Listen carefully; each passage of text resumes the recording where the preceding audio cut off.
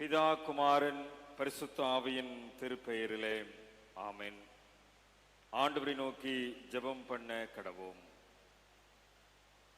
அனைத்து ஆசீர்வாதங்களுக்கு ஊற்றும் வருடமாக இருக்கிற எங்கள் அன்பின் ஆண்டவரே, மனமகிழ்ச்சியான வழிபாட்டு நாளுக்காகவும் இந்த நேரத்திற்காகவும் நன்றி செலுத்துகிறோம். ஆவியோடும் உண்மையோடும் வழிபட வேண்டும் என்ற அழைப்பை ஏற்றுக்கொண்டவர்களாய் உம்முடைய திருமுன்னிலையிலே திருச்சபை மக்களாய் கூடி வந்திருக்கிறோம். இந்த நாளிலும் நீர் எங்கள் மத்தியிலே பிரசன்னமாக இருந்து அப்பத்தை பிற்கையில் வெளிப்படுகின்ற ஆண்டவருடைய ஆற்றலை எங்களுக்கு தந்து உம்முடைய திரு வார்த்தைகளின் மூலமாய் எங்களை பலப்படுத்தி இந்த வழிபாட்டிலே நீர் எங்களை ஆற்றல் படுத்த வேண்டுமாய், எங்களுடைய விசுவாசத்தை வளர்ப்பிக்க வேண்டுமாய் ஜெபிக்கிறோம். வெறுமையாய் வந்திருக்கிற நாங்கள் நிரம்பி வழிகின்ற பாத்திரங்களாய் கடந்து செல்ல ஆண்டவர் அருள் தாரும். இந்த ஆராதனையின் தொடக்க முதல் நிறைவு மட்டும் தூய ஆவியானவருடைய பிரசன்னம் எங்களோடு கூட இருக்கிறதை நாங்கள் உள்ளத்திலே புரிந்து கொண்டவர்களாய் உளப்பாங்கோடு உம்மை வழிபடுவதற்கு எங்களுக்கு அருள் தாரும்.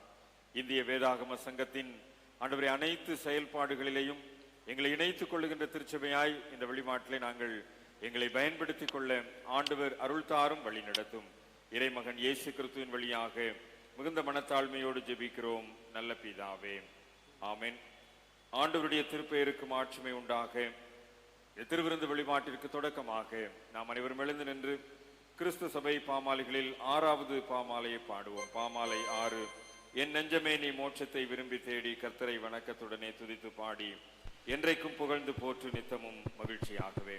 6வது பாமாலை எழுந்து நின்று இணைந்து பாடுவோம்.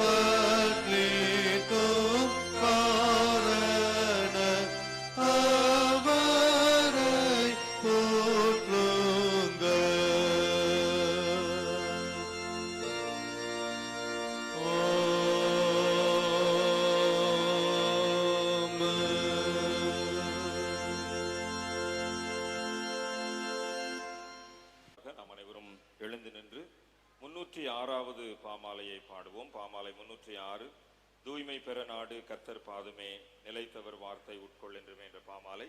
பாமாலையின் நிறைவிலே நற்செய்தி பாடம் படிக்க கேட்போம். பெந்தேகோஸ்தே திருநாளுக்கு பின் வருகின்ற 4வது ஞாயிற்றுக்கிழமை இந்த நாளுக்குரிய சுருக்க மன்றாட்டு ஜெபம். சதா காலமும் ஜீவிக்கிற கடவுளே, எங்களுடைய விசுவாசத்தை அறிக்கை செய்கிறதற்கு உம்முடைய கிருபையை தந்தருளி இருக்கிறீர். மகத்துவமுள்ள திரித்துவ தேவனே, உம்மை ஆராதிக்கிறோம். இந்த விசுவாசத்திலே உறுதியாய் நாங்கள் இருக்கவும், உம்மை ஆராதிக்கவும், முடிவில் நித்திய மகிமையில் உம்மை காண உதவி செய்யும். உம்மோடும் தூய ஆவியோடும் ஒரே கடவுளாக வாழ்ந்து ஆட்சி செய்கிற ஆண்டவர் இயேசு கிறிஸ்துவின் மூலமாய் வேண்டிக் கொள்கிறோம். ஆமென். உட்காருங்கள். இந்த நாளுக்குரிய திருமறை பாடங்கள்.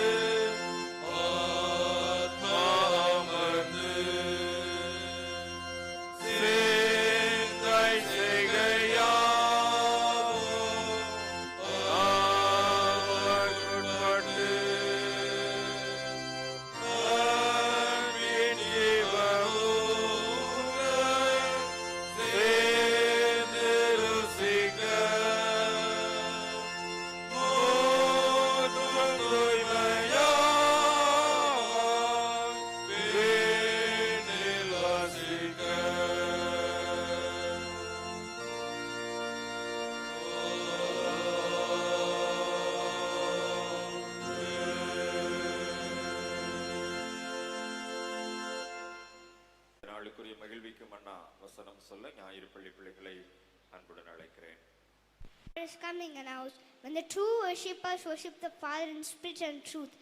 For such Father seeks to worship him. John 4:23. உண்மையாய் தொழுது கொள்கிறவர்கள் ஆவியோடும் உண்மையோடும்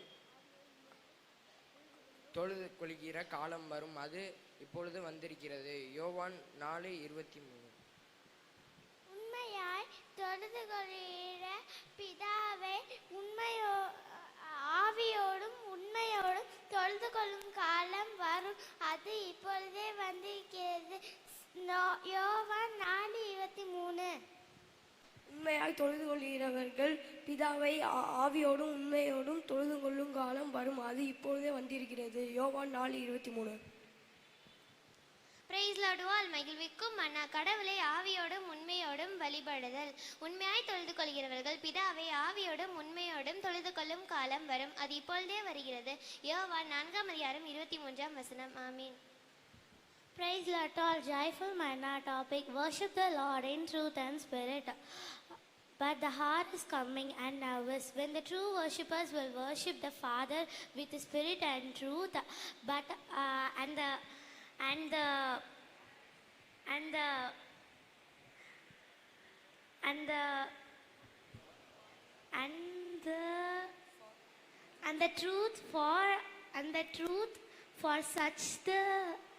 the truth for such the Father seeks to worship him.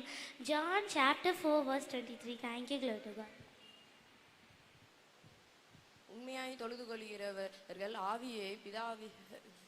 பிதாவை ஆவியோடும் உண்மையோடும் தொழுது கொள்ளும் காலம் வரும், அது இப்பொழுது வந்திருக்கிறது. யோவான் 4:23. But the hour is coming and is now when the true worshippers will worship the Father in spirit and truth. For such the Father seeks to worship him. John 4:23. Amen.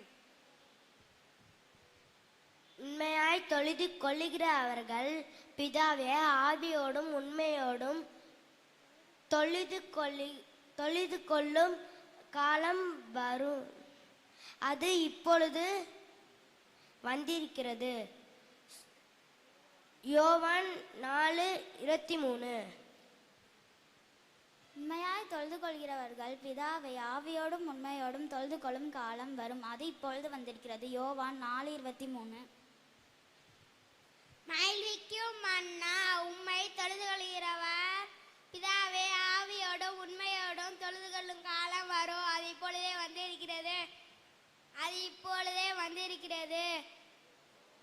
யோவான் 4:23. மகிழ்விக்கும் மன்னா உண்மையாய் தொழுது கொள்கிறவர்கள் பிதாவே ஆவியோடும் உண்மையோடும் தொழுது கொள்ளும் காலம் வரும், அது இப்பொழுதே வந்திருக்கிறது. யோவான் 4:23.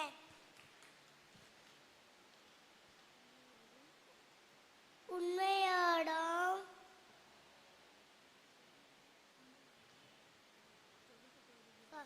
தொழுது கொள்கிறவர்கள் பிதாவை ஆவியோடும் உண்மையோடும் தொழுது கொள்கிறவர்கள் பிதாவை ஆவியோடும்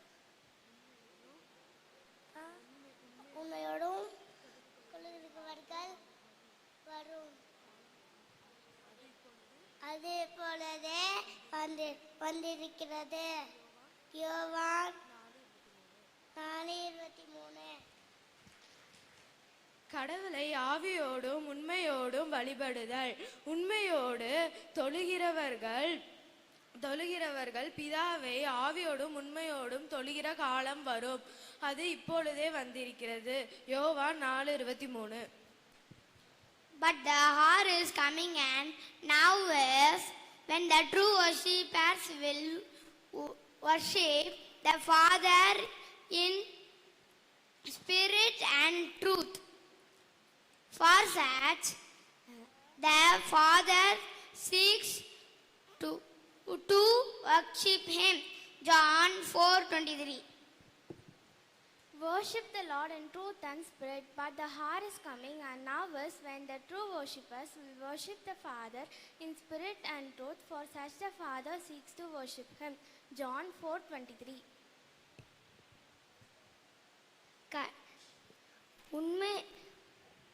உண்மையாய் தொழுது கொள்கிறவர்கள் பிதாவை ஆவியோடும் உண்மையோடும் தொழுது கொள்ள காலம் வரும், அது இப்பொழுதே வந்திருக்கிறது. யோவான் 4:23.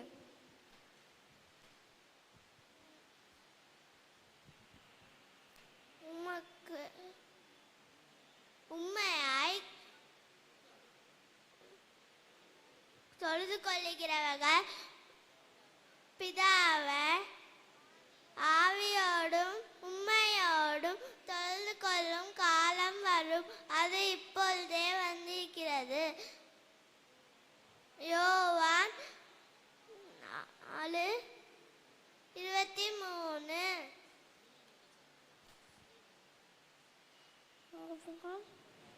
உண்மையாய்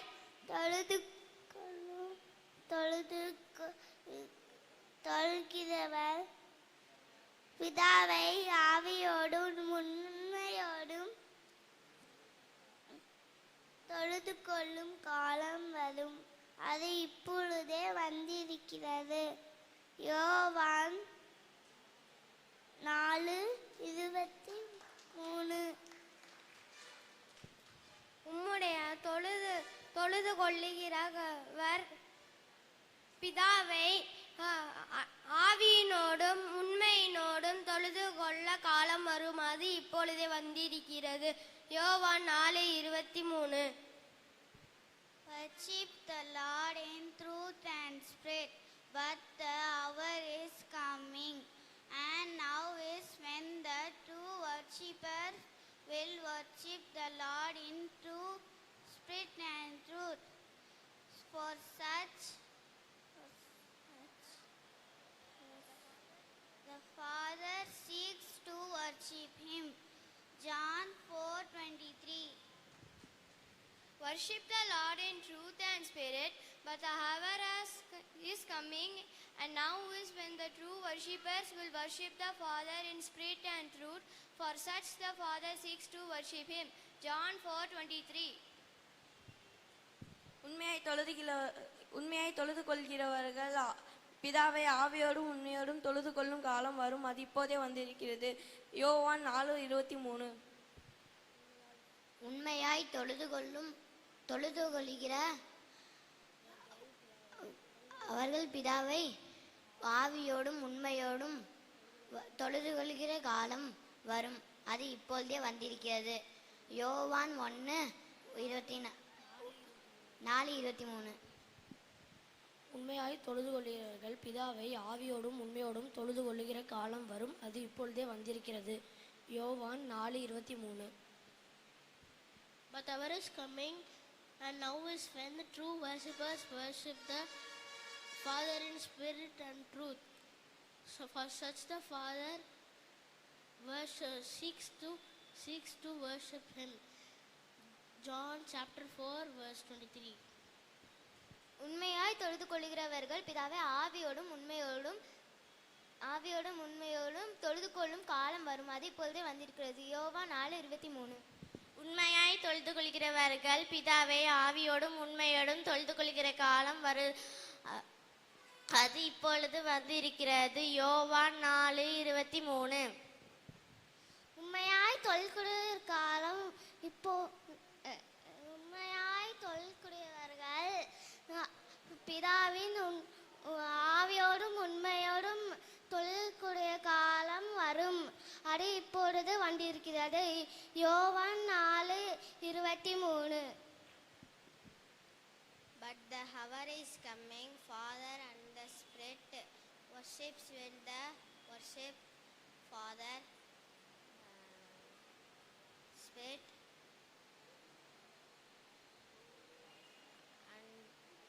and grew for success. Our Father, 6th. John 4:30. But the hour is coming, and now is when the true worshipper will worship the Father with spirit and truth.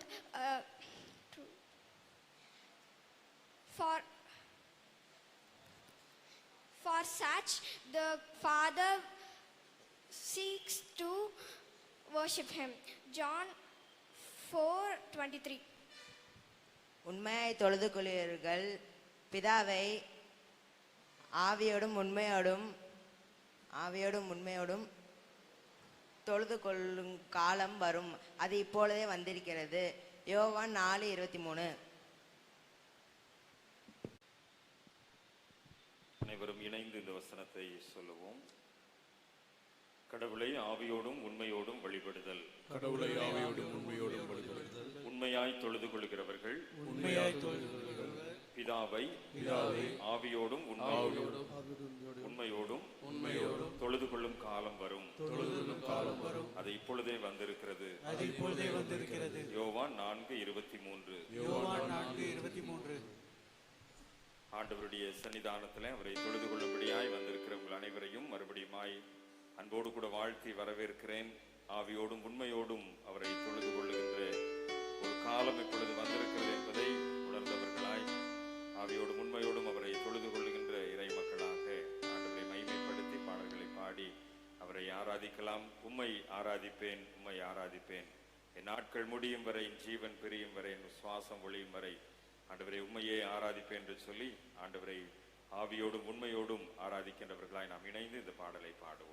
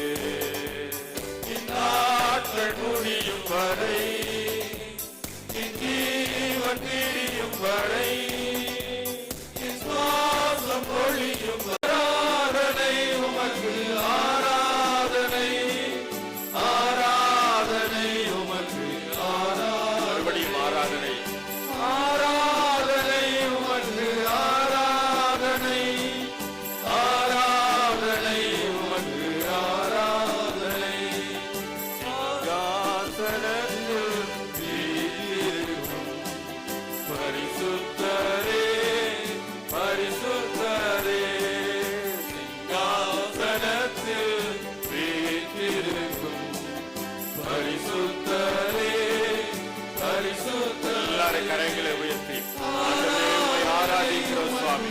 ஆண்டவரே உம்மை மகிமைப்படுத்துகிறோம். ஆண்டவரே ஒருவருக்கே ஆராதனை என்று சொல்லி ஆண்டவரை ஆராதித்து மகிழ்ச்சி அடைவோம்.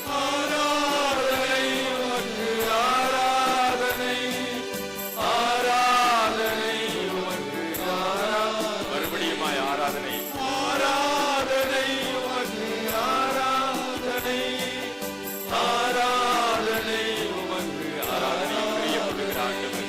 ஆராதனையிலே மகிமைப்படுகின்ற ஆண்டவர், ஆராதனையின் மூலமாய் நம்மை உயிர் மீட்சி அடைய செய்கின்ற ஆண்டவர் இப்பொழுது நம் மத்தியிலே பிரசன்னமாக இருக்கிறார். அந்த உயர்வுள்ள ஆண்டவரை, அந்த சிங்காசனத்தில் வீற்றிருக்கிற ஆண்டவரை மகிமைப்படுத்தி ஆண்டவரே உம்மை ஆராதிக்கிறோம், ஆண்டவரே உம்மை மகிமைப்படுத்துகிறோம். உம்மை ஆவியோடு உண்மையோடு தொழுது கொள்ளும்படியாய் இந்த ஆலயத்திலே நாங்கள் கூடி வந்திருக்கிறோம் சுவாமி.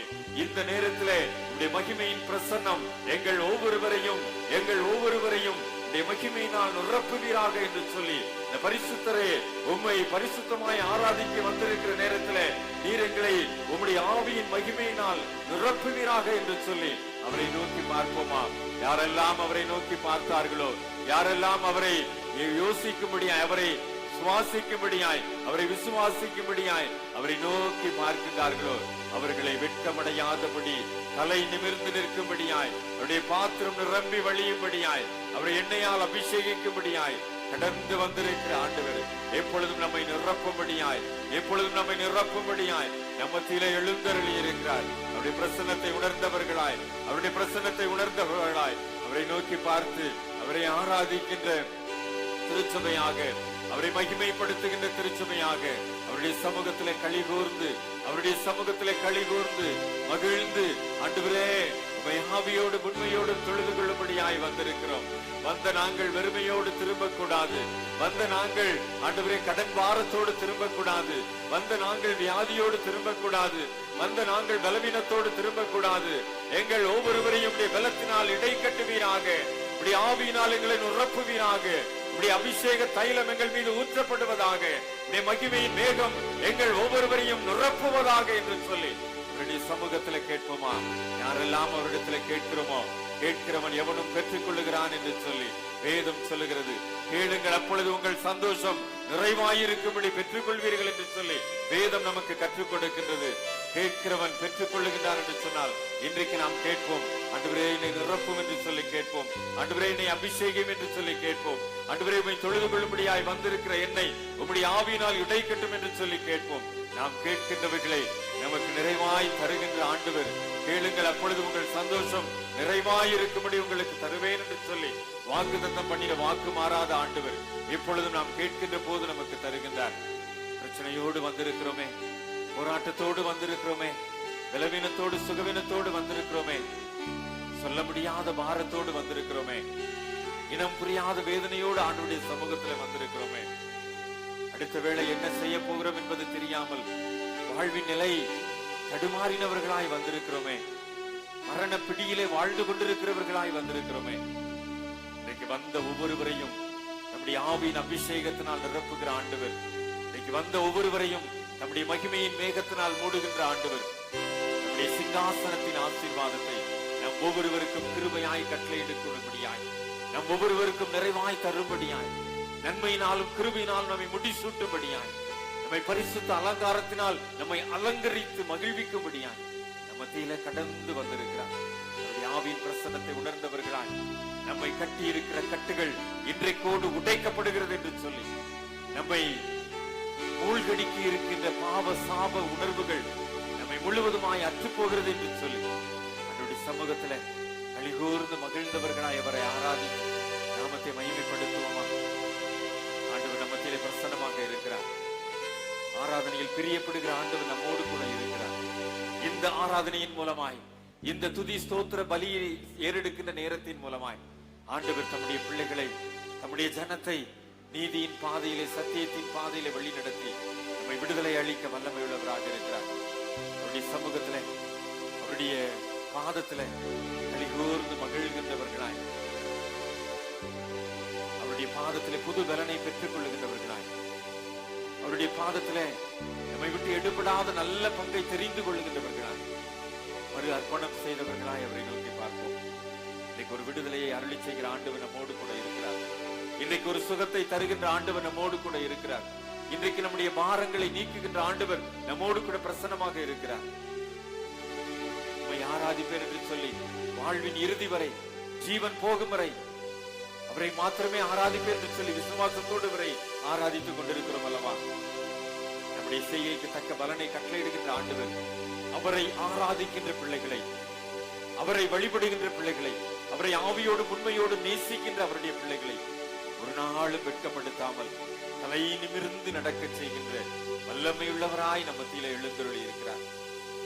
ஆண்டவரே உம்முடைய பிரசன்னத்திற்காய் நன்றி. ஆண்டவரே உம்முடைய பிரசன்னத்திற்காய் நன்றி. ஆண்டவரே நீர் கொடுக்கின்ற விடுதலைக்காய் உமக்கு ஸ்தோத்திரம். நீர் கொடுக்கின்ற ஆவியின் நிறைவுக்காய் உமக்கு ஸ்தோத்திரம். ஒரு அனாதி அபிஷேகம் எங்கள் மத்தியிலே கடந்து வந்திருப்பதற்காய் உமக்கு ஸ்தோத்திரம். ஆண்டவரே, ஆண்டவரே கட்டப்பட்டவர்களை இன்றைக்கு அவருடைய கட்டுகளை உடைக்கிற தயவிற்காக நன்றி ஆண்டவரே. இன்றைக்கு கட்டுகளிலிருந்து ஒரு விடுதலையை கட்டளையிடுகின்ற தயவுக்காக நன்றி ஆண்டவரே. தடைபட்டு போன காரியங்களை, இன்றைக்கு தடைகளை மாற்றுவதற்காய் நன்றி ஆண்டவரே. தடைபட்டு போன எத்தனையோ காரியங்கள் இன்றைக்கு ஆண்டவரே வெற்றியின் பாதையிலே நீர் வழிநடத்த போவதற்காய் நன்றி ஆண்டவரே. நன்றி ஆண்டவரே, நன்றி ஆண்டவரே. நீர் கொடுக்கின்ற விடுதலைக்காய், சிங்காசனத்திலிருந்து நீர் கொடுக்கின்ற விடுதலைக்காய், சிங்காசனத்தில் நீர் கொடுக்கின்ற அபிஷேகத்திற்காய், சிங்காசனத்தில் நீர் கொடுக்கின்ற ஒரு புதிய வாழ்வுக்காய் நன்றியோடு கூட உம்மை ஸ்தோத்திரிக்கின்றோம்.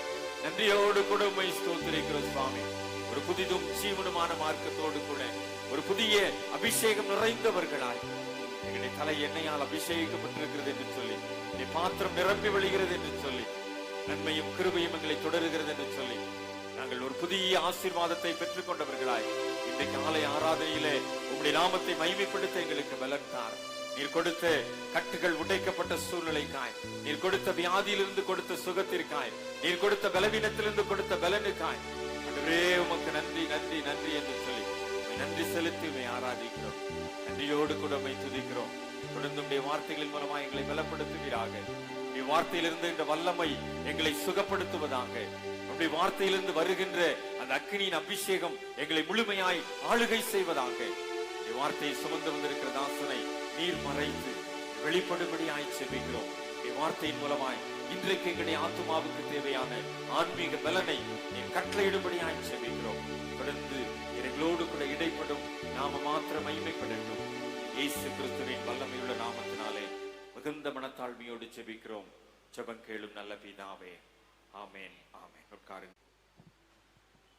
அன்பானவர்களே, இந்த நாளிலும் நான் ஏற்கனவே அறிவித்தவாறு இந்திய வேதாகம சங்கத்தின் சார்பிலே இந்த பைபிள் சொசைட்டி ஆஃப் இந்தியாவினுடைய சென்னை மாகாணத்தில் இருக்கின்ற அருமையானதனுடைய பிரதிநிதி அருட்பணி மனோகர் ஐயா அவர்கள் நம்ம மத்தியிலே கடந்து வந்திருக்கிறார்கள். அவர்கள் இந்த நாளிலே இந்திய வேதாகம சங்கத்தை பற்றி சொல்லி ஆண்டுடைய வார்த்தைகளை நம்ம மத்தியிலே பகிர்ந்து கொடுப்பார்கள்.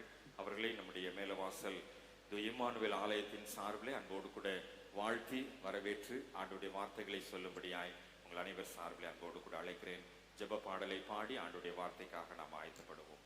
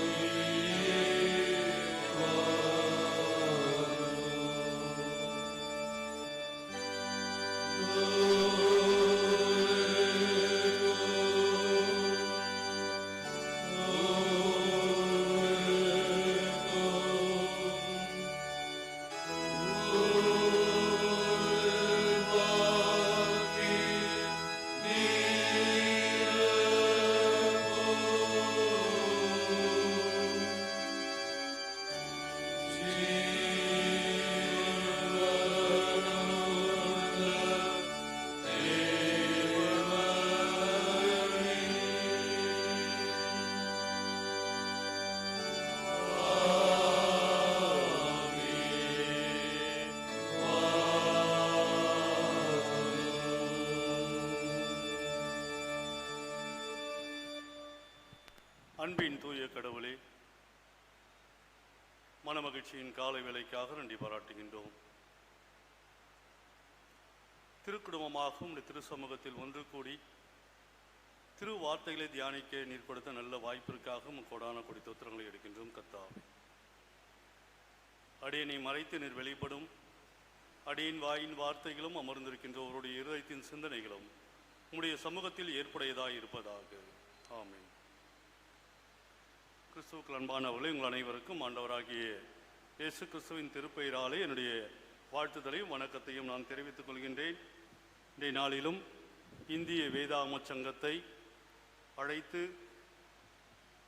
வேதாகம சங்க திருப்பணிகளை எங்களோடு பகிர்ந்து கொள்வதற்கும் கடவுளுடைய வார்த்தைகளை எங்களோடு பகிர்ந்து கொள்வதற்கும் வாய்ப்பு கொடுத்த நம்முடைய திருச்சபை நாயரும் எனக்கு அன்பான ஆயிரமான ஐயா அவர்களுக்கு எங்களுடைய தமிழ்நாடு தொழிற்சங்கத்தின் சார்பாகவும் எங்களுடைய செயலாளர் சார்பாகவும் குறிப்பாக அருள் திரு நம்முடைய மதுரை ராமநாதபுரம் திருமணத்தின் ஓய்வு பெற்ற ஆயர் அருள் திரு செல்லையா அவர்களுடைய சார்பாகவும் உங்களுக்கு எங்களுடைய வாழ்த்துதலையும் வணக்கங்களையும் நாம் தெரிவித்துக் கொள்கின்றோம். அவனமாகவே ஆயரோடு இணைந்து பணியாற்றுகின்ற துணை ஆயர் அவர்களுக்கும் மற்றும் பயிற்சி ஆயர் அவர்களுக்கும், நம்முடைய சேகரத்தின் செயலாளர், பொருளாளர், செயற்குழு உறுப்பினர்கள் அனைவருக்கும் எங்களுடைய நன்றிகளையும் வாழ்த்துதலையும் நாங்கள் தெரிவித்துக் கொள்கின்றோம். ஒவ்வொரு ஆண்டும் நீங்கள் வேதாம சங்கத்திற்கு அளித்து வருகின்ற நல் ஆதரவுக்காக நாங்கள் உங்களுக்கு உண்மையுள்ளவர்களாக நாங்கள் கடமைப்பட்டிருக்கின்றோம். இந்த ஆண்டும் அவ்வனமாகவே நீங்கள் அழைத்திருப்பது எங்களுக்கு மிகுந்த மகிழ்ச்சியையும் உற்சாகத்தையும் கொடுக்கின்றது. நாம் அனைவரும் அறிந்தவண்ணம் ஆண்டுடைய வார்த்தையை இல்லாத மொழிகளில் மொழிபெயர்த்து அச்சடித்து விநியோகம் செய்வது இந்திய வேதாகம சங்கத்தின் தலையாய பணி. உலகம் முழுவதும் 150 நாடுகளில் வேதாகம சங்கங்கள் செயலாற்றி வருகின்றது. நம்முடைய இந்தியாவில் பெங்களூரை தலைமையிடமாக கொண்டு இந்தியா முழுமைக்கும் 17 துணைச்சங்கங்கள் செயலாற்றி வருகின்றது. 150 நாடுகளில் கடந்த 3 ஆண்டுகளாக 10 நாடுகளை தெரிவு செய்தார்கள். எந்த நாட்டினர் அதிகமாக ஆண்டுடைய வார்த்தைகளை மொழிபெயர்த்து விநியோகம் செய்கிறார்கள் என்று. முதல் 10 நாடுகளில் 3வது இடத்தில் இந்திய வேதாகம சங்கம், நம்முடைய நாட்டின் வேதாகம சங்கம் 3வது இடத்தை இடம்பெற்றிருக்கின்றது. குறிப்பாக ஆண்டுடைய வார்த்தையின் மீது நாம் வைத்திருக்கின்ற அந்த அன்பின் வெளிப்பாடு தான் அது. உலகம் முழுவதும் 150 நாடுகளில் 3வது நாடாக இந்திய வேதாகம சங்கம் இடம்பெற்றிருக்கின்றது. அவனமாகவே எந்த மொழி அதிகமாக வேதாகமத்தை விநியோகம் செய்கிறார்கள் என்ற அந்த சென்சஸையும் எடுத்து UBS என்று சொல்லப்படுகின்ற யுனைடெட் பைபிள் சொசைட்டி வெளியிட்டார்கள். 9வது இடத்தில் தமிழ் மொழி. முதல் 10 நாடுகளில் 9வது நாடாக தமிழ் மொழி, 9வது மொழியாக நம்முடைய தாய்மொழியாம் தமிழ் மொழி இடம்பெற்றிருக்கின்றது. காரணம், ஆண்டுடைய வார்த்தையின் மீது தமிழக மக்களாகிய நாம் வைத்திருக்கின்ற அந்த அளவு கடந்த அன்பு. தெற்காசிய மொழிகளிலேயே ஆண்டுடைய வார்த்தை முதலில் மொழிபெயர்க்கப்பட்ட மொழி நம்முடைய தாய்மொழியாம் தமிழ் மொழி. எனக்கு அன்பானவர்களே, வேதாகமம் இல்லை என்றால் நிச்சயமாகவே நம்முடைய வாழ்க்கையில் விடுதலை இல்லை. வேதாகமம் இல்லை என்றால் நம்முடைய வாழ்க்கையில் வழி இல்லை. வேதாகம் இல்லை என்றால் வேதாகம் மாத்திரமே நமக்கு ஆண்டருடைய வழியையும் ஆசீர்வாதத்தையும் நமக்கு கட்டளையிட்டு கொண்டிருக்கின்றது. ஆண்டுடைய வார்த்தை நமக்கு வாழ்வளிக்கின்ற வார்த்தையாக இருந்து வருகின்றது. எனக்கு அன்பானவர்களே, எல்லா அருட்பணி இயக்கங்களுக்கும் without Bible there is no church என்று சொல்வார்கள். ஆண்டுடைய வார்த்தை இல்லை என்றால், வேதாகமம் இல்லை என்றால் திருச்சபை இல்லை. வேதாகமம் இல்லை என்றால் நம்முடைய வாழ்க்கையில் விடுதலை இல்லை. வேதாகமம் இல்லை என்றால் உலகில் எந்த ஒரு திருப்பணிகளும் நடந்திருக்காது. ஆகவே எல்லா அருட்பணி இயக்கங்களுக்கும் வேதாகமம் மாத்திரமே, கடவுளுடைய வார்த்தை மாத்திரமே. ஏதோ வேதாகம சங்கம் கான்ட்ரிபியூஷன் மாத்திரம் கலெக்ட் பண்ணுகின்ற பணியை செய்வதல்ல, அதனுடைய நோக்கமும் அது அல்ல. வேதாகம சங்கம் துவங்குவதற்கான நோக்கம் ஆண்டுடைய வார்த்தை இல்லாத மொழிகளில் மொழிபெயர்த்து அதை அச்சடித்து விநியோகம் செய்வது இந்திய வேதாகம சங்கத்தின் தலையாய பணி. எனக்கு அன்பானவர்களே, நம்முடைய வசதிக்கேற்றாற்போல் நாம் ஆண்டுடைய வார்த்தைகளை நாம் வாங்கி படிக்கின்றோம். இன்னும் ஆயிரக்கணக்கான மொழிகளில் ஆண்டுடைய வார்த்தை, ஒரு வார்த்தை கூட மொழிபெயர்க்கப்படாமல் மக்கள் ஏங்கிக் கொண்டிருக்கின்றார்கள். என்னுடைய தாய்மொழியில் ஆண்டுடைய வார்த்தை கிடைக்கப் பெறாதா என்று மக்கள் ஏங்கிக் கொண்டிருக்கின்றார்கள். குறிப்பாக இந்திய வேதாகம சங்கம் 200 ரூபாய்க்கும் வேதாகமங்களை விநியோகம் செய்கின்றோம். 3500 ரூபாய்க்கும் வேதாகமங்களை விநியோகம் செய்கின்றோம். வேதாகம சங்கம் அவரவர்கள் உழைப்பிற்கு ஏற்றாற்போல், அவர்களுடைய வசதிக்கு ஏற்றாற்போல் ஆண்டுடைய வார்த்தையை அவர்களுடைய சொந்த உழைப்பில் வாங்கி படிக்க வேண்டும் என்கின்ற அடிப்படையில் அதைவிட அதிகமான மக்கள் ஆண்டுடைய வார்த்தையை வாங்கி விநியோகம் செய்கின்றார்கள். குறிப்பாக கடந்த ஆண்டு ஒரு வயதான ஒரு ஆண்டு வேதாகம சங்கத்திற்கு வந்து வேதாகமம் வேண்டும் என்று சொன்னார்கள். 80 வேதாகமம் வேண்டும் என்று சொன்னார்கள். 80 வேதாகமம் கொடுத்துட்டு நான் அவரிடத்துல பேசும்பொழுது, ஐயா நீங்கள் 80 பைபிள் வாங்குறீங்க, எப்படி கொண்டு போவீங்க அப்படின்னு நான் கேட்டேன். இல்லை தம்பி, ஆட்டோ இருக்குன்னு ஆட்டோவில் கொண்டு போயிடுவேன் அப்படின்னு சொன்னார். அடுத்த கேள்வி கேட்டேன், எதற்காக நீங்கள் 80 பைபிள் வாங்குறீங்க, அதுவும் 80 வயதாக இருக்கிறது அப்படின்னு நான் கேட்கும்பொழுது அவர் சொன்ன ஒரு வார்த்தை, நாளை தினத்தில் எனக்கு 80வது பிறந்த நாள். என்னுடைய வாழ்க்கையில் 80 பெயருக்காவது நான் வேதாகமத்தை கொடுக்க வேண்டும். ஒவ்வொரு ஆண்டும் நான் எப்படியாவது ஆண்டுடைய வார்த்தையை மக்களுடைய கரங்களில் சேர்ப்பது என்னுடைய கடமையாக நான் நினைத்திருக்கிறேன் தம்பி அப்படின்னு சொன்னார். எனக்கு மிகுந்த வியப்பாக இருந்தது.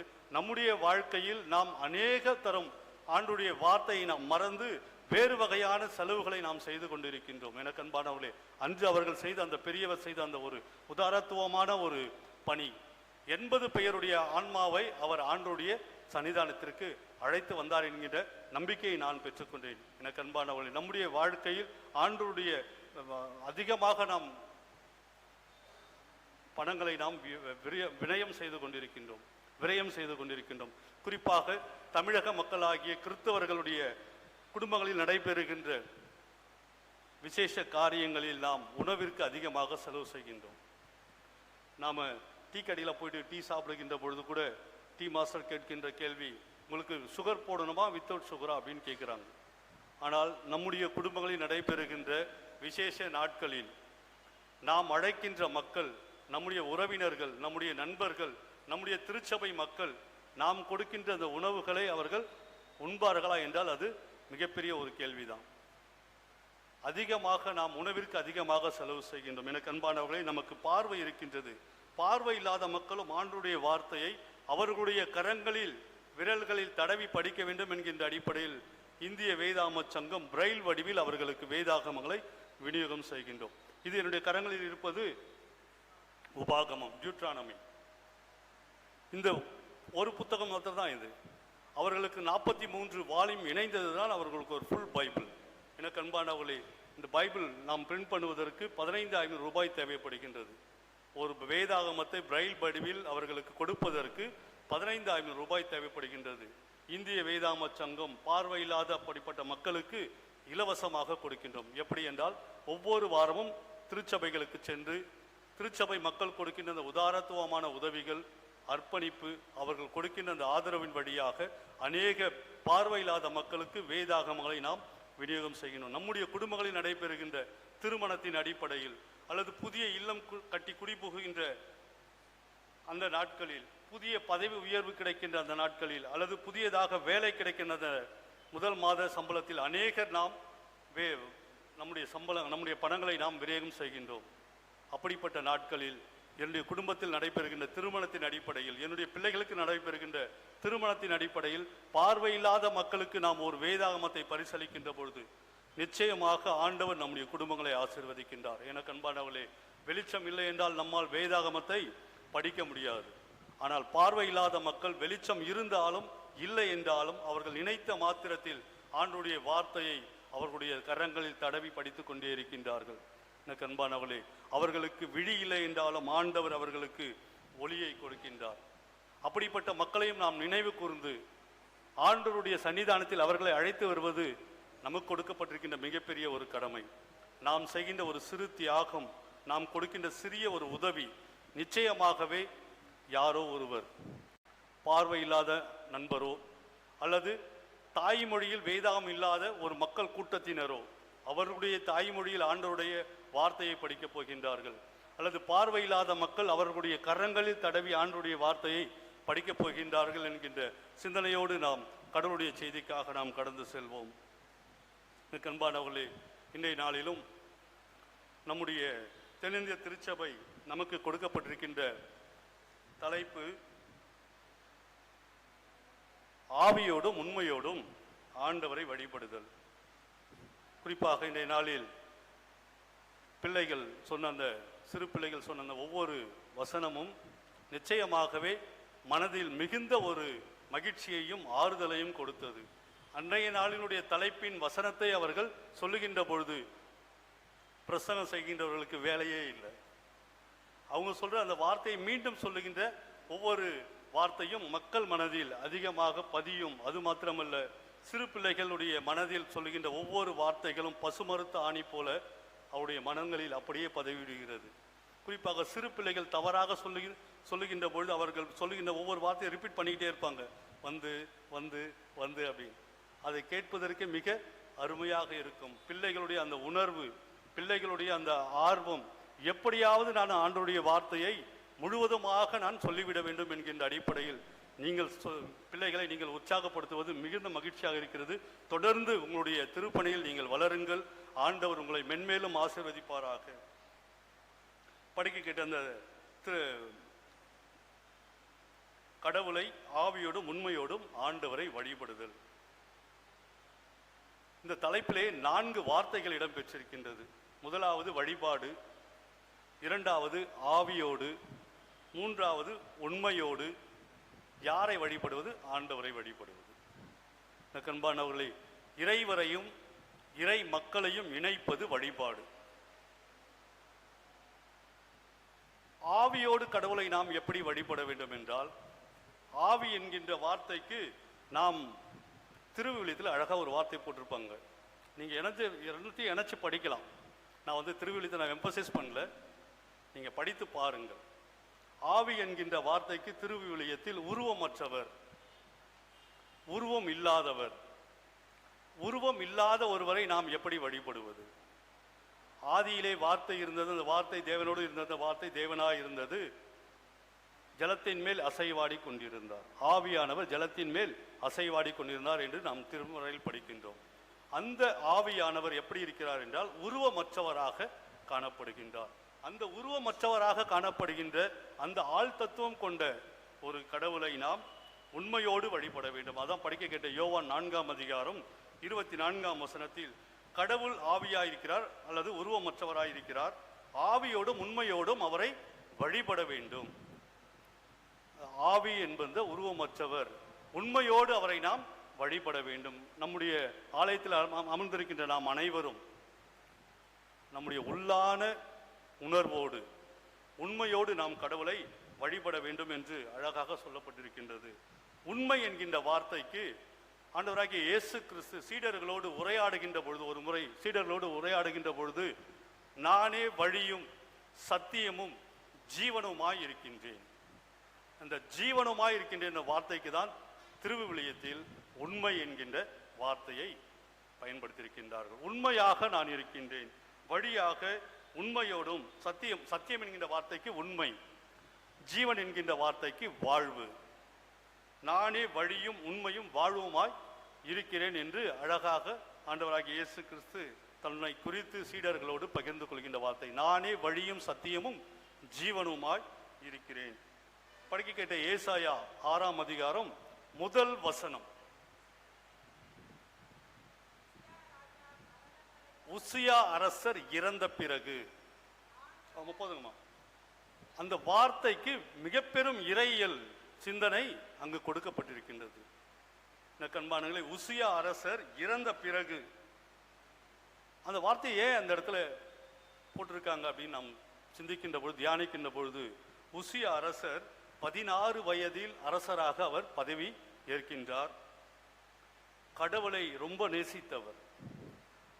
அது மாத்திரமல்ல, நிலத்தை, நிலத்தை அதிகமாக நேசித்தவர். இஸ்ரேல் அந்த நாட்டினுடைய நிலத்தை ரொம்ப அதிகமாக நேசித்தவர், மக்களையும் அதிகமாக நேசித்தவர்.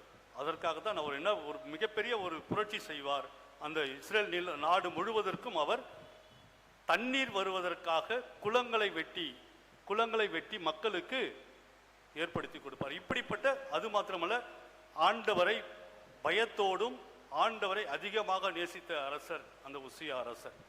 அவர் இறந்த பிறகு என்கின்ற வார்த்தையை அழகாக பதிவு செய்கின்றார்கள். காரணம், இப்படிப்பட்ட ஒரு நபர் இறந்த பிறகு யாரை நான் அனுப்புவேன், யார் என்னுடைய காரியமாக செல்லுவார் என்று இந்த ஏசாயா அந்த படிக்கிட்ட அந்த பகுதியில் வருகின்ற ஒரு மிகப்பெரிய ஒரு உண்மை. இப்படிப்பட்ட ஒரு மனிதர் எனக்காக வாழ்ந்து கொண்டிருந்தார், மக்களுக்காக வாழ்ந்து கொண்டிருந்தார், நிலங்களை நேசித்த ஒரு உண்மையான மனிதர் இறந்து விட்டார். இவருக்கு பிறகு யார் என்கின்ற ஒரு சிந்தனை இதில் எழுகின்றது. நம்முடைய மூதாதையர், திருமறையின் அடிப்படையில் மூதாதையர் என்று சொல்லப்படுகின்ற ஆபிரகாம், ஈசாக்கு, யாக்கோப்பு, இப்படிப்பட்ட கடவுள், இவர்கள் எப்படி கடவுளை வழிபட்டார்கள் என்றால், எங்கெல்லாம் சென்றார்களோ, எங்கெல்லாம் பயணம் மேற்கொண்டார்களோ, அங்கெல்லாம் அவர்கள் கடவுளை வழிபட்டு கொண்டே இருந்தார்கள். ஆபிரகாமை அழைக்கின்ற பொழுது, நான் உனக்கு காண்பிக்கும் நாட்டிற்கு நீ போ, லெக்லெஹா அப்படின்னு சொல்வார், நீ போ அப்படின்னு சொல்வார். உடனே அவர் சென்று அங்கு கடவுளை அவர் வழிபடுகின்றார். எங்கு சென்றார்களோ அங்கு கடவுளை வழிபடுகின்றார். யாக்கோப்பு தன்னுடைய சகோதரனை ஏமாற்றி பெத்தேலுக்கு அந்த இது போகும்பொழுது அந்த இடத்தில் கடவுளை அவர் வழிபடுகின்றார். ஏனில் இறங்குவவராக ஏறுபவராக அவர் கண்டு அந்த இடத்தில் கல்லை நட்டு கடவுளுக்கு அவர் ஒரு பலிப்பீடம் ஏற்படுத்துகின்றார்.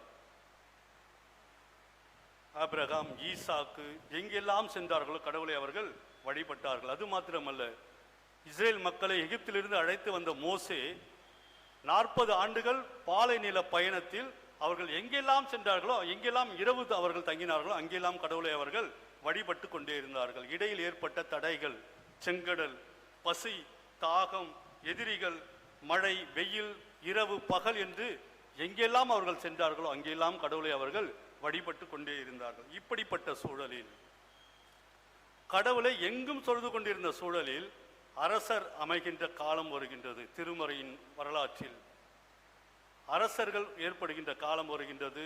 தாவீது கடவுளுக்கு ஒரு ஆலயத்தை கட்ட வேண்டும் என்கின்ற ஒரு சிந்தனை அவர் எடுத்து வருகின்றார். கடவுள் சொல்கின்ற வார்த்தை, நீ ஆலயத்தை எனக்காக கட்ட வேண்டாம், உன்னுடைய மகன் எனக்காக ஒரு இல்லத்தை கட்டி எழுப்புவார் என்று சொன்ன உடனே அவர்கள் சாலமோனுடைய காலத்தில் ஆலயம் கட்டப்படுகின்றது, எருசலேம் தேவாலயம். கடவுளை எங்கும் தொழுது கொண்டிருந்த மக்கள் கடவுளை ஒரே இடத்தில் தொழுவதற்கான ஒரு சூழலை அவர்கள் ஏற்படுத்தி விட்டார்கள். இந்த இடத்தில் தான் நீங்கள் கடவுளை வழிபட வேண்டும். நான் சொல்வது உங்களுக்கு ஒரு மாதிரியா இருக்கும், இதுதான் உண்மை. திருமறையின் அடிப்படையில் நீங்க படிங்க. கடவுளை நாங்கள் எங்கெல்லாம் சென்றோமோ எங்களுடைய அனுபவத்தின் வழியாக நாங்கள் கடவுளை நாங்கள் உணர்ந்து கொண்டோம். ஆனால் அரசர்கள் அமைந்த காலத்தில் ஆலயத்தை கட்டிவிட்டார்கள். நீங்கள் எங்கிருந்தாலும் இங்கு வர வேண்டும், நீங்க எந்த நாட்டில் இருந்தாலும் நீங்கள் இங்கு வந்து கடவுளை வழிபட வேண்டும். இப்படி அரசர்கள் அமைந்த பிறகு சாலமோன் இறக்கின்றார். சாலமோன் இறந்த பிறகு இஸ்ரேல் நாடு இரண்டாக பிரிகின்றது. 1 ராஜாக்கள் 12ஆம் அதிகாரம். வடநாடு தென்னாடு என்று பிரிகின்றது. ரெகொபயாம், ஜெரோபயாம் என்கின்ற அரசர்கள் எழும்புகின்றார்கள். நாடு துண்டாக்கப்படுகின்றது. இஸ்ரேல் மக்கள் சிதறடிக்கப்படுகின்றார்கள், தோல்வியுறுகின்றார்கள். அந்த நேரத்தில் தான் உசியா அரசர் இறக்கின்றார். அந்த நேரத்தில் ஏசாயாவை கடவுள் அழைக்கின்றார். இதுதான் ஃபர்ஸ்ட் வசனத்தினுடைய விளக்கம். இதற்கு பிறகு நீங்கள் அதை படிச்சீங்கன்னா உங்களுக்கு எல்லாமே புரிஞ்சிடும். தங்கள் அனுபவத்தின் வழியாக எங்கு சென்றார்கள் அங்கெல்லாம் கடவுளை வழிபட்டிருந்த மக்கள் தங்களுக்கென்று ஒரு பொறுப்பாளர்கள் நியமித்த பிறகு கடவுள் சொல்லுகின்ற வார்த்தை, அவர்கள் உன்னை அவர்கள் வெறுக்கவில்லை, என்னை அவர்கள் வெறுத்தார்கள். எனக்கு அன்பானவர்களே, கடவுளை மறந்து எங்களுக்கு ஒரு அரசர் வேண்டும் என்று இஸ்ரேல் மக்கள் கோரிக்கை வைக்கின்ற பொழுது கடவுள் சொல்கின்ற வார்த்தை, என்னை மக்கள் மறுதளித்தார்கள், என்னை அவர்கள் வெறுத்து விட்டார்கள். எப்பொழுது நம்முடைய வாழ்க்கையில் கடவுளை நாம் மறந்து விடுகின்றோமோ, எப்பொழுது நம்முடைய வாழ்க்கையிலிருந்து கடவுளை தள்ளி வைக்கின்றோமோ, அப்பொழுதே நம்முடைய வாழ்வு சீர்குலைந்து போகின்றது. இஸ்ரேல் மக்களுடைய வாழ்க்கை சிதறடிக்கப்பட்டு அவர்கள் நாடு கடத்தப்படுகின்றார்கள். 2ஆம் அடிமைத்தனமாக அவர்கள் பாபிலோனுக்கு நாடு கடத்தப்படுகின்ற சூழலில் அவர்கள் தள்ளப்படுகின்றார்கள். அந்த சூழலில் தான் ஏசாயாவை கடவுள் அழைக்கின்றார். எங்கும் தொழுது கொண்டிருந்தார்கள். அடுத்தது ஒரே இடத்தில் தொழ வேண்டும் என்கின்ற கட்டாயத்திற்கு மக்கள் தள்ளப்பட்டார்கள். புதிய ஏற்பாட்டில் படிக்க கேட்ட சமாரிய பெண்ணிடத்தில் கடவுள் சொல்கின்ற வார்த்தை, சமாரிய பெண் சொல்கின்ற வார்த்தை, எங்கும் தொழுது கொள்ளும் காலம் வரும் என்று எங்களுக்கு தெரியும். மீண்டும் பழைய நிலைக்கு ஆண்டவராகிய இயேசு கிறிஸ்து தன்னுடைய உயிரை இந்த உலகத்திற்கு கொடுக்கும் வண்ணமாக அவர் இந்த உலகத்தில் வந்த பிறகு சொல்கின்ற வார்த்தை, கடவுளை எங்கும் தொழுது கொள்ளும் காலம் வரும். சிறு வயசுல நம்ம படிக்கும்பொழுது, ஸ்கூல்ல படிக்கும்போது கடவுள் எங்க இருக்கிறார் அப்படின்னு சொன்னா நம்ம என்ன சொல்லுவோம்? தூணிலையும் இருக்கிறாரு, துரும்புறையும் இருக்காரு அப்படின்னு சொல்லுவோம். எங்கும் இருக்கின்றார். ஆனால் நம்முடைய வாழ்க்கையில் நாம் கட்டுப்பாட்டுக்குள் ஒரு கட்டுப்பாடுகளை நாம் அமைத்துக் கொண்டு கடவுளை நாம் இங்குதான் வழிபட வேண்டும், இப்படித்தான் வழிபட வேண்டும் என்று நாம் நினைத்து கொண்டிருக்கின்றோம். என அன்பானவர்களே, அந்த எருசலேம் தேவாலயத்தில் தான் ஆண்டவராகிய இயேசு கிறிஸ்து பவனியாக சென்று, என்னுடைய இல்லத்தை கல்லர் குகையாக நீங்கள் மாற்றிவிட்டீர்கள். இந்த தலைப்பு ரொம்ப சுலபமாக இருக்கும் படிக்கும் பொழுது. ஆவியோடும் உண்மையோடும் கடவுளை வழிபடும், அவ்வளவுதான்.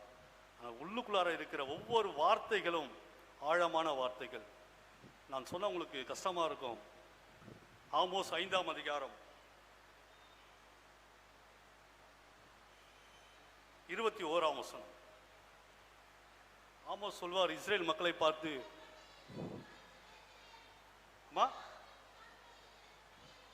அம்மா முதல்ல இருந்து படிங்கம்மா. உங்கள் பண்டிகைகளை நான் வெறுக்கிறேன்,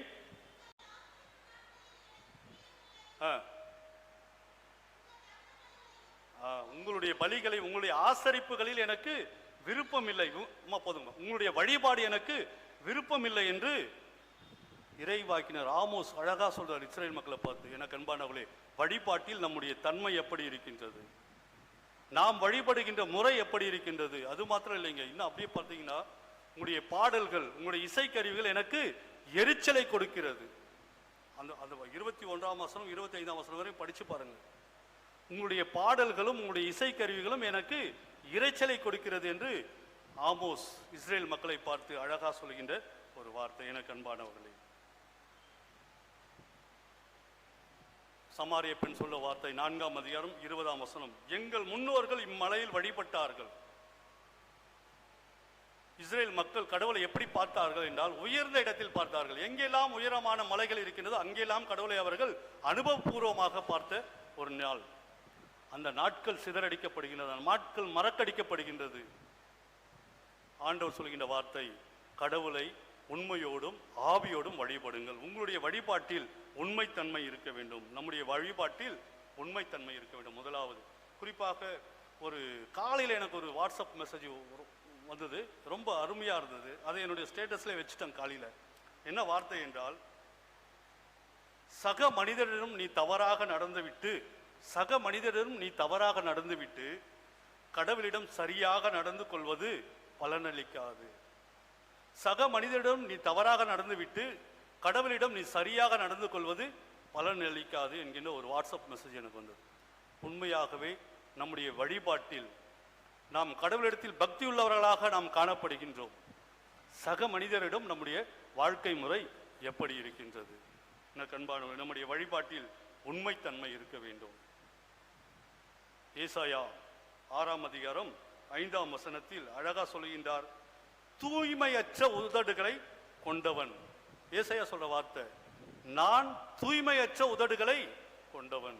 உண்மையை அப்படியே வெளிப்படுத்துகின்றார். உண்மையை அப்படியே தன்னுடைய வழிபாட்டில் அவர் ஆண்டவரிடத்தில் சொல்லுகின்றார். ஆண்டவரிடத்தில் சொல்லுகின்ற வார்த்தை, உண்மையை நாம் ஒரு நாளும் மறைக்காமல் என்னுடைய நிலையில் நான் எந்த நிலையில் இருக்கின்றனோ நான் அப்படியே ஆண்டவரிடத்தில் என்னை நான் சரண்டர் செய்கின்ற பொழுது, அர்ப்பணிக்கின்ற பொழுது, ஒப்படைக்கின்ற பொழுது ஆண்டவர் என்னுடைய உண்மைத்தன்மையை அவர் உணர்ந்து கொள்கின்றார். ஆண்டவரை, நான் தூய்மையற்ற உதடுகளை கொண்டவன்.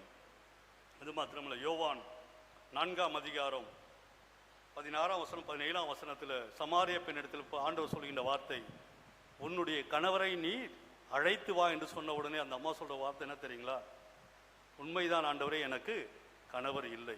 எவ்வளவு பெரிய ஒரு உண்மைத்தன்மை அவர்கள் அப்படியே வெளிப்படுத்துகிறார். தன்னுடைய நிலைமையை அப்படியே மறைக்காமல் யார் ஒருவர் ஆண்டவரிடத்தில் தன்னை அர்ப்பணிக்கின்றார்களோ, உண்மையோடு ஆண்டவரிடத்தில் தன்னை அர்ப்பணிக்கின்றவர்கள், அவருடைய வாழ்க்கை உண்மையாகவே உயர்த்தப்படுகின்றது.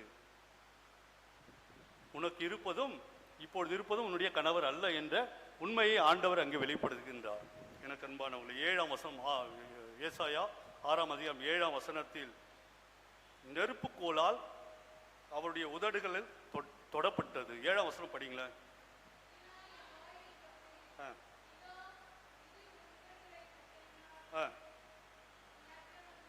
உன் அக்கிரமம் நீங்கி உன்னுடைய குற்றப்பழி நீங்கி, திருவெளியத்தில் இருந்த வார்த்தை, உன்னுடைய குற்றப்பழி நீங்கி உன் பாவம் மன்னிக்கப்பட்டது. எவ்வளவு பெரிய ஒரு, யார் ஒருவர் தன்னுடைய உண்மைத்தன்மை ஆண்டவரிடத்தில் வெளிப்படுத்துகின்றார்களோ அவர்களுடைய பாவங்கள் மன்னிக்கப்படுகின்றது. உன்னுடைய குற்றப்படி உன்னை விட்டு அகன்றது, உன் பாவம் உனக்கு மன்னிக்கப்பட்டது. நெருப்பின் வழியாக தூய்மைப்படுத்துகின்ற கடவுள். தூய்மைக்கு அடையாளம் நெருப்பை சொல்லுவாங்க. ஏன்னா நெருப்புல அப்பழுக்கற்றது என்று சொல்லுவாங்க. தண்ணீரில எல்லாம் தண்ணீரிலையும் எல்லாமே பாய்சன் ஆயிடுச்சு. உலகிலேயே தூய்மையுள்ள ஒரு இதுதான் மதர் ஃபீடிங் சொல்லுவாங்க, தாய்ப்பால். அதிலேயும் கலப்படம் வந்துவிட்டது, பாய்சன் வந்துச்சுன்னு சொல்றாங்க மெடிசன். ஆனால் நெருப்பில் மாத்திரமே எந்த ஒரு அப்பழுக்கற்றும் இருக்காது. எனக்கு அன்பானவளே, ஏசாயாவுக்கு நெருப்பின் வழியாக ஏசாயாவை தூய்மைப்படுத்துகின்ற கடவுள் ஆதி யாத்திராகம் 3ஆம் அதிகாரம் 2ஆம் வசனத்தில் அழகா சொல்வாரு, ஒரு முட்செடி எரிகின்ற நிகழ்ச்சி, மோசை அழைக்கின்ற நிகழ்ச்சி, முட்செடி எரியும், அதில் கடவுள் தன்னை வெளிப்படுத்துவார். நெருப்பின் வழியாக வெளிப்படுத்தப்பட்ட கடவுள் இந்த இடத்தில் நெருப்பின் வழியாக ஏசாயாவை தூய்மைப்படுத்துகின்றார். காரணம், உண்மையை வெளிப்படுத்துகின்ற ஏசாயா. அங்கு மோசேயை அழைத்த கடவுள், வா என்னுடைய மக்களை அழைத்து கொண்டு வருவதற்கு நான் உன்னை அனுப்புகிறேன் என்று மோசேயை அழைத்த கடவுள் இந்த இடத்தில் ஏசாயாவிடத்தில் கேட்கிறார், யார் என்னுடைய பணிக்காக செல்லுவார்? காரணம் என்னவென்றால், ஆண்டவராகிய இயேசு கிறிஸ்து நாம் வணங்குகின்ற கடவுள் நமக்கு ஒரு ஆப்ஷன் கொடுக்கிறார். நம்முடைய அப்படியே நம்ம ஃபோர்ஸ் பண்ணுவதில்லை. நம்முடைய கடவுள், என்னிடத்தில் வர உனக்கு விருப்பமா? என்னுடைய பணியை செய்வதற்கு உனக்கு விருப்பமா? அந்த விருப்பத்தை நாம் நிறைவேற்ற கடமை உள்ளவர்களாக இருக்க வேண்டும். தூய்மை பெற்ற பிறகுதான் ஏசாயா உதடுகள் வழியாக, நெருப்பின் வழியாக தூய்மை அடைந்த பிறகு கடவுள் கேட்கின்ற வார்த்தை, யாரை நான் அனுப்புவேன், யார் நமது பணிக்காக செல்லுவார் என்கின்ற ஒரு கோரிக்கையை நம்மிடத்தில் வைக்கின்றார். எனக்கு அன்பானவர்களே, நம்முடைய வாழ்க்கையில் கூட உண்மைத்தன்மையை நாம் கடவுளிடத்தில் வெளிப்படுத்துகின்ற பொழுது ஆண்டவர் நம்மை தூய்மைப்படுத்தி நமக்கு ஒரு பொறுப்பினை அவர் கொடுக்கின்றார். ஒரு பொறுப்பினை நம்மிடத்தில் இருந்து அவர் எதிர்பார்க்கின்றார். இரண்டாவதாக, வழிபாட்டில் உறுதிப்பாடு வேண்டும். முதலாவது உண்மைத்தன்மை வேண்டும், இரண்டாவது உறுதிப்பாடு வேண்டும். படிக்க கேட்ட நற்செய்தி பகுதியாக யோவான் 4ஆம் அதிகாரம்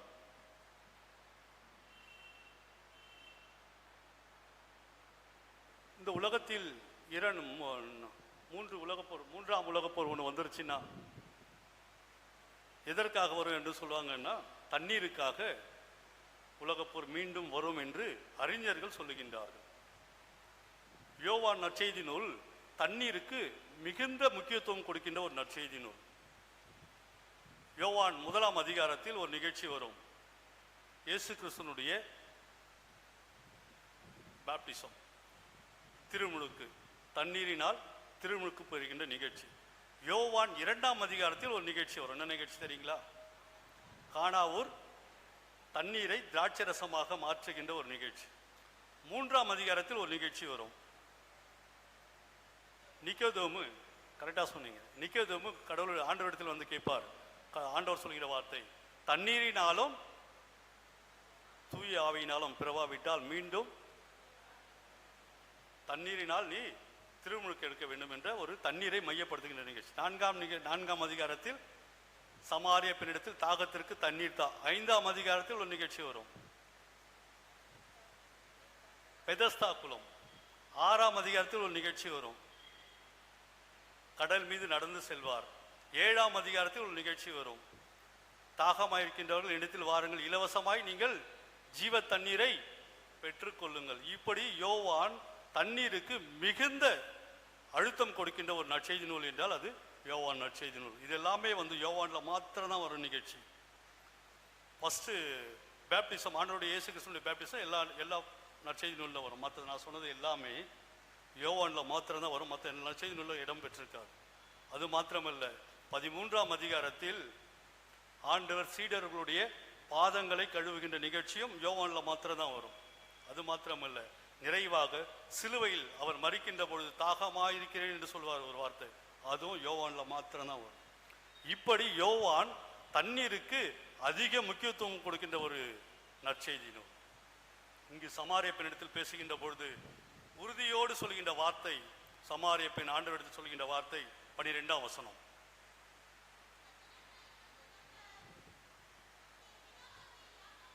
என் தந்தை யாக்கோப்பை விட நீர் பெரியவரோ. இன்னைக்கு என்ன நாள் தெரியுங்களா?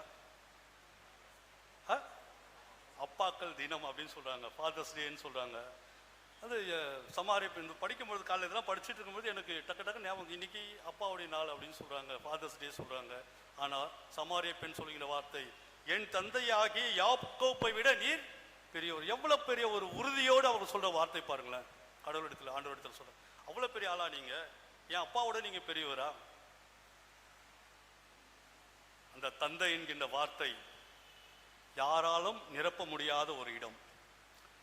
தாய் இறந்த பிறகு தாரம் நமக்கு அந்த மரக்கடிக்க அந்த ஒரு நிகழ்ச்சி அவங்க கொடுப்பாங்க, அந்த ஒரு இது தெரியும். ஆனால் தந்தை இறந்த பிறகு அந்த இடத்தை யாராலும் நிரப்ப முடியாது. தந்தை என்றால் தந்தை தான், அப்பா என்றால் அப்பா தான். எனக்கு அன்பானவர்களே, நம்முடைய வாழ்க்கையில் கூட இப்படிப்பட்ட ஒரு உறுதிப்பாடு நமக்கு தேவைப்படுகின்றது. என்னுடைய தந்தை யாக்கோப்பை விட நீர் பெரியவர். அவர் வெட்டின கிணறு இது, யாக்கோப்பு வெட்டின கிணறு இது. இந்த கிணத்தில் நான் தண்ணீர் கெடுக்கின்ற பொழுது நீர் என்னிடத்தில் தண்ணீர் கேட்கிற, நான் கேட்கிறது யார் என்று தெரியுமான்னு ஒரு கேள்வி எல்லாம் கேட்கிறீங்களா ஆண்டவரே? எங்க அப்பாவோட நீ பெரியவங்களா? 25ஆம் வசனம். கிறிஸ்து எனப்படுவர் என்கின்ற மேசியா வருவார் என்பது எங்களுக்கு தெரியும். எவ்வளவு ஒரு உறுதியோடு சொல்லுகின்றாங்க பாருங்களேன். எனக்கு அன்பானவர்களே, நம்முடைய வழிபாட்டில் கூட நாம் அமர்ந்திருக்கின்ற நாம் அனைவரும் அந்த உறுதிப்பாடோடு நம் வழிபாட்டில் பங்கு பெற வேண்டும். நான் கேட்பதை ஆண்டவர் எனக்கு தருவார், நான் ஜெபத்தில் கேட்பதை ஆண்டவர் எனக்கு நிறைவேற்றுவார் என்கின்ற உறுதிப்பாடோடு நாம் வழிபாட்டில் பங்கு பெற வேண்டும். எனக்கு அன்பானவர்களே, சமாரியர்களை நோக்கி யூதர்கள் போவதில்லை. சமாரியர்கள் யூதர்களை நோக்கி போக மாட்டாங்க, யூதர்களும் சமாரியர்களை நோக்கி செல்ல மாட்டார்கள். அதே போலதான் தேவையில் இருப்பவர்கள் யாரும் எங்களுக்கு இதை செய்யுங்கன்னு வந்து போக மாட்டாங்க. நாம தான் தேவையுள்ளவர்களிடத்தில் சென்று அவர்களுடைய தேவைகளை நிறைவேற்ற வேண்டும். ஆண்டவராகிய இயேசு கிறிஸ்து யூதர், அந்த சமாரியருக்கு விடுதலை வேண்டும் என்கின்ற அடிப்படையில் ஆண்டவராகிய இயேசு கிறிஸ்து சமாரியா நோக்கி செல்கின்றார். எங்கு தேவை இருக்கின்றதோ அங்கு சென்று அவர்களுடைய தேவைகளை நிறைவேற்றுகின்றார். எனக்கு அன்பானவர்களே, இந்த பெண்மணி காலி குடத்தோடு அந்த தண்ணீர் மொள்ள வருகின்ற பொழுது, திரும்பி செல்கின்ற பொழுது நிரம்பி வழியும் அனுபவத்தோடு அவர்கள் திரும்பி செல்கின்றார்கள். தண்ணீர் எடுக்க சென்ற சமாரிய பெண் வாழ்வின் ஊற்றை கண்டு கொண்டார்கள். ஆலய வழிபாட்டிலும் நாம் இப்படிப்பட்ட அனுபவத்தை நாம் பெற்றுக்கொள்ள வேண்டும். காரணம், உறுதிப்பாடு நமக்கு வேண்டும். ஆலயத்திற்கு வந்திருக்கின்ற நாமும் கூட புதிய அனுபவம், புதிய வாழ்வின் ஊற்றை நாம் கண்டுகொள்ள வேண்டும். நிறைவாக உண்மைத்தன்மையை நாம் வெளிப்படுத்துகின்ற பொழுது, உறுதியோடு நாம் வழிபாட்டில் பங்கு பெறுகின்ற பொழுது நம்முடைய வாழ்க்கை உயர்வு பெறும். நம்முடைய வாழ்க்கை உயர்வு பெறும். ஏசாயா அழைக்கின்ற பொழுது ஆண்டவர் சொல்கின்ற வார்த்தை, யாரை நான் அனுப்புவேன்? எவ்வளவு பெரிய ஒரு ஏக்கமான ஒரு கேள்வி, ஏக்கமான ஒரு வார்த்தை. அவர் தூய்மை அடைந்த பிறகு ஏசாயா சொல்ற வார்த்தை, நான் இருக்கின்றேன், அடியேனை அனுப்பும். எவ்வளவு பெரிய ஒரு உயர்வு ஏசாயா. நான் இருக்கிறேன் ஆண்டவரே, என்னை அனுப்பும். அப்படியே சரண்டர் கொடுக்கிறார். நான் இருக்கிறேன், என்ன அனுப்புங்க ஆண்டவரே. அது எவ்வளவு பெரிய கஷ்டமா இருந்தாலும் அது ஏசாயா, அப்போ நீங்க புத்தகத்தை படிங்க, அவர் எவ்வளவு எல்லாம் கஷ்டப்பட்டார்னு தெரியும். அவ்வளவு ஒரு கடினப்பாடோடு மக்கள் மத்தியில் அவர் பணியாற்றுவார். இறைவாக்கினை அவரை எடுத்துரைப்பார். என்னை அனுப்புங்கள் ஆண்டவரே, நான் இருக்கின்றேன். திருமறையில் வந்து 3 பெரிய தீர்க்கர்கள் இருக்கின்றார்கள், ஏசாயா, எரேமியா, எசேக்கியேல். இவர்கள் மூவரும் தங்களுடைய அனுபவங்கள், மூவருடைய அழைப்பும் மிகப்பெரிய அனுபவங்களாக காணப்படுகின்றது. ஏசாயாவினுடைய அழைப்பும் மிகப்பெரிய அனுபவம். உதடுகள், அசுத்த உதடுகள் கொண்ட அந்த ஏசாயாவை தூய்மைப்படுத்தின பிறகு கேட்கின்ற கேள்வி, என்னுடைய பணிக்காக யார் செல்வார்? ஏசாயா சொல்கிறார், நான் செல்கிறேன் ஆண்டவர். இன்றைய நாளில் கூட இங்கு வந்திருக்கின்ற நாம் அனைவரும், ஆலயத்தில் பங்கு பெற்றிருக்கின்ற நாம், இப்படிப்பட்ட ஒரு உயர்வை நாம் பெற்றுக்கொள்ள வேண்டும். நான் செய்கிறேன் ஐயா, நான் செய்கிறேன். என்ன செய்யணும் சொல்லுங்க. ஆலயத்திற்காக என்ன செய்யணும்? அவர்களுக்கு நாங்கள் என்ன செய்ய வேண்டும்? நாங்கள் இருக்கின்றோம், நாங்கள் செய்கின்றோம் என்கின்ற உயர்வை நாம் பெற்றுக்கொள்ள வேண்டும். யோவான் 4ஆம் அதிகாரத்தில் சமாரிய பெண்ணும் கூட எவ்வளவு பெரிய உறுதிப்பாடு. 4ஆம் அதிகாரம் 28ஆம் வசனம் படிங்களேன். காலி குடத்தை வைத்து விட்டு அவங்க வந்தது தண்ணீர் எடுக்க. இங்க ஆண்டவரிடத்தில் உரையாடின பிறகு அந்த தண்ணியெல்லாம் எங்களுக்கு தேவையில்லை, அந்த குடத்தை அங்கேயே வச்சுட்டு எங்கு செல்கின்றார்கள்? ஊருக்குள்ளே. போதுமா, ஊருக்குள்ளே செல்லுகின்றார்கள். 29ஆம் வசனம் படிங்களேன்.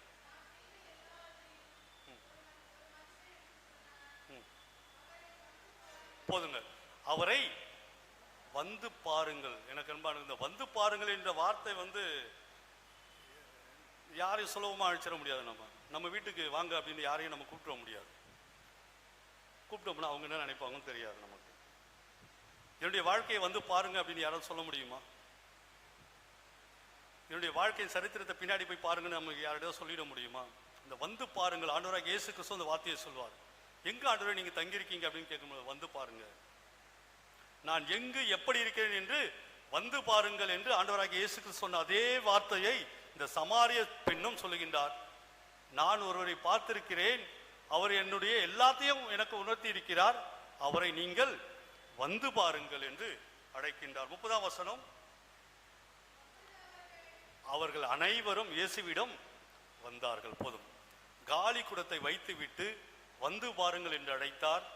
அனைவரும் ஆண்டவராகிய இயேசு கிறிஸ்துவை வந்து பார்த்தார்கள். ஆண்டவராகிய இயேசு கிறிஸ்துவிடத்தில் வந்தார்கள். ஏசாயா மக்களை மனம் மாற அழைக்கின்றார். ஏசாயா இறைவாக்கினர் ஆண்டவராகிய தன்னுடைய கடவுளுடைய திருப்பணியை இறைவாக்கின் வழியாக மக்கள் மனம் மாற அவர் அழைத்தார். மனம் மாறுங்கள், மனம் மாறுங்கள் என்று மக்களை பார்த்து அழைத்த ஏசாயா இங்கு சமாரிய பெண் மக்களை ஆண்டவராகிய இயேசு கிறிஸ்துவினிடத்தில் அழைத்து வாருங்கள் என்று அழைத்து வருகின்றார். ஊர் மக்களின் இழிவான சொற்களை சுமந்து வந்த அந்த பெண்மணி, காரணம் பார்த்தீங்களா, அவங்க மதியாந்தில் தான் வந்து தண்ணி எடுப்பாங்க, காலையெல்லாம் போயிட்டு எடுக்க மாட்டாங்க. ஏன்னா அவ்வளவு பழிச்சொல். 5 கணவர்கள் உனக்கு இருக்கின்றார்கள். கேட்டு கேட்டு அவர்களால் மனம் தளர்ந்து போயிருந்த சூழலில் ஊர் மக்களுடைய இழிச்சொற்களை தங்களுடைய தலையின் மீது சுமந்து கொண்டிருந்த அந்த பெண்மணி எப்படி மாறுகிறார்கள் என்றால், அதே ஊர் மக்களுக்கு நற்செய்தி அறிவிக்கின்ற பெண்மணியாக அவர் மாறுகின்றார். காரணம், அவரிடத்தில் உண்மைத்தன்மை இருந்தது, உறுதிப்பாடு இருந்தது, உயர்வை பெற்றுக்கொண்டார்கள். எனக்கு அன்பானவர்களே, நம்முடைய வாழ்க்கையில் கூட ஆண்டவர் தகுதியுடையவர்களை அழைப்பதே இல்லை. நம்முடைய ஆண்டவராகிய இயேசு கிறிஸ்து தகுதியுடையவர்களை அழைப்பதே இல்லை. யாரை அழைக்கின்றாரோ அவர்களை தகுதிப்படுத்துகின்றார். மோசேயை அழைத்தார். ஆண்டவரே, நான் பேச தெரியாது, நீதான்ப்பா எனக்கு வேணும். மிகப்பெரிய தலைவராக, இஸ்ரேல் மக்களுக்கு தலைவராக அவர் மாற்றப்பட்டார். ஏசாயாவை அழைக்கின்றார். ஐயா, நான் தூய்மையற்ற உதடுகளை கொண்டவன், நான் உன்னை தூய்மைப்படுத்துறேன், என்னுடைய பணிக்காக யார் செல்வார், நான் செல்கிறேன் ஐயா, உயர்த்துகின்றார். சமாரிய பெண் கிராம மக்களுடைய இழிச்சொற்களையும் மக்களுடைய வார்த்தைகளையும் கேட்டு சுமந்து சுமந்து அழுது கொண்டு ஒதுக்குப்புறமாக பயந்து நடுக்கத்தோடு வாழ்ந்து கொண்டிருந்த அந்த சமாரிய பெண்ணுடைய வாழ்க்கை, ஆண்டவரை கண்டார், உண்மைத்தன்மையை வெளிப்படுத்தினார், உறுதியோடு இருந்தார். எந்த மக்கள் தன்னை இழிவாக பேசினார்களோ அதே மக்களுக்கு நற்செய்தியை அறிவிக்கின்ற மிக பெரும் உயர்வை சமாரியா பெண் பெற்றுக்கொண்டார். எனக்கு அன்பானவர்களே, நம்முடைய வாழ்க்கையில் கூட வழிபாட்டில் வந்திருக்கின்ற நாம் ஆண்டவரிடத்தில் நம்முடைய உண்மைத்தன்மையை நாம் வெளிப்படுத்த வேண்டும். அது மாத்திரமல்ல, ஆண்டவரிடத்தில் நான் கேட்டால் நிச்சயமாக எனக்கு செய்வார் என்கின்ற உறுதிப்பாடும் நமக்கு வேண்டும். உண்மைத்தன்மையும் உறுதிப்பாடும் நம்மிடத்தில் இருக்கின்ற பொழுது நம்முடைய வாழ்க்கை உயர்வு பெறும். ஆண்டவர் தாமின் திருவசங்களை நமக்கென்று ஆசீர்வதிப்பாராக. ஆமென். மக்களின் ரட்சிப்புக்காகவும் கர்த்தரை நோக்கி ஜெபிப்போமாக. கர்த்தாவே கிருபையாயிரும். அகில லோக சமாதானத்திற்காகவும் கடவுளுடைய பரிசுத்த சபைகளின் நல்வாழ்விற்காகவும் அவைகளின் ஒருமைப்பாட்டிற்காகவும் கர்த்தரை நோக்கி ஜெபிப்போமாக. கர்த்தாவே கிருபையாயிரும். நம்முடைய பேராயர்களும் மற்றெல்லா பணிவிடைக்காரரும் விசேஷமாய் right reverend doctor Arul Thiru Jaish Prince Prabhakaran நமது பேராயரும் நல்ல இருதயத்தோடும் சுத்த மனச்சாட்சியோடும் தங்கள் பணிவிடைகளை நிறைவேற்ற கர்த்தரை நோக்கி ஜெபிப்போமாக. கர்த்தாவே கிருபையாயிரும். நமது தேசத்தின் ஜனாதிபதி, பிரதமர், அதிகாரம் வைப்போர் எல்லோருக்காகவும் கர்த்தரை நோக்கி ஜெபிப்போமாக. வியாதியஸ்தர், உபத்திரப்படுவோர், துக்கப்படுவோர், மனத தருவாயிருப்போர் அனைவருக்காகவும் கர்த்தரை நோக்கி ஜெபிப்போமாக. ஏழைகள், பட்டினியாயிருப்போர், அனாதிகள், விதவைகள், உபத்திரப்படுவோர் அனைவருக்காகவும் கர்த்தரை நோக்கி ஜெபிப்போமாக. அந்தகாரத்திலிருந்து நம்மை கர்த்தருடைய ஆச்சரியமான ஒளி நிலத்திற்கு வரவேற்கிறோடைய மகத்துவங்களை காண்பிக்கும் பொருட்டாக நமக்காகவும் கிறிஸ்துவின் நாமத்தை அறிக்கை பண்ணும் யாவருக்காகவும் கர்த்தரை நோக்கி ஜெபிப்போமாக. ஜெபம் செய்வோம். சர்வ வல்லமையுள்ள கடவுளே, சகல ஞானத்திற்கும் காரணரே, நாங்கள் வேண்டிக் கொள்வதற்கு முன் எங்கள் அவசியங்கள் உமக்கு தெரியும்.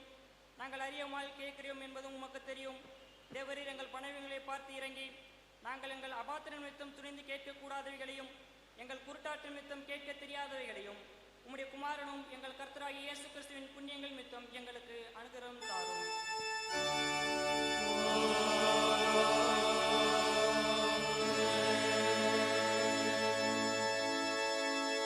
நமது கர்த்தராகிய இயேசு கிறிஸ்துவினுடைய கிருபையும் பிதாவாகிய கடவுளுடைய அன்பும் பரிசுத்த ஆவியினுடைய ஐக்கியம் வழி நடத்தலும் அனைவரோடும் எப்பொழுதும் நிலைத்திருப்பதாக.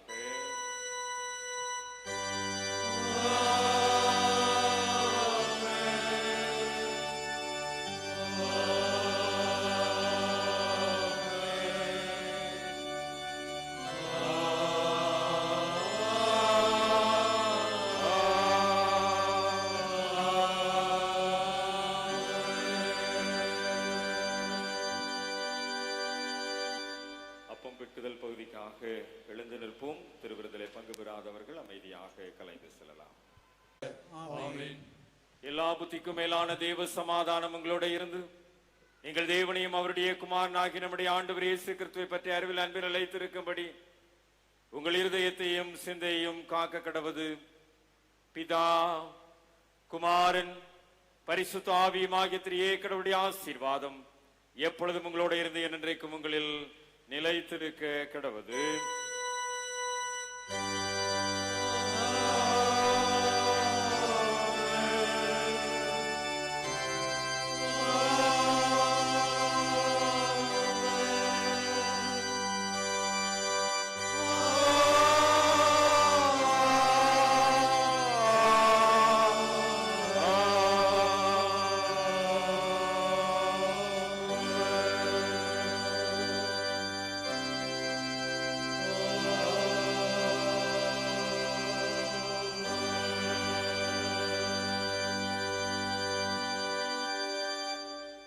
நிறைவு பவனி பாடலாக 212வது பாமாலை பகலோன் கதிர் போலுமே இயேசுவின் ராஜரிகமே என்ற பாமாலையில் முதலாம் கடைசி சரணங்களை பாடி வழிபாட்டை நிறைவு செய்வோம். பாமாலை 212 முதலாம் 4ஆம் சரணங்கள்.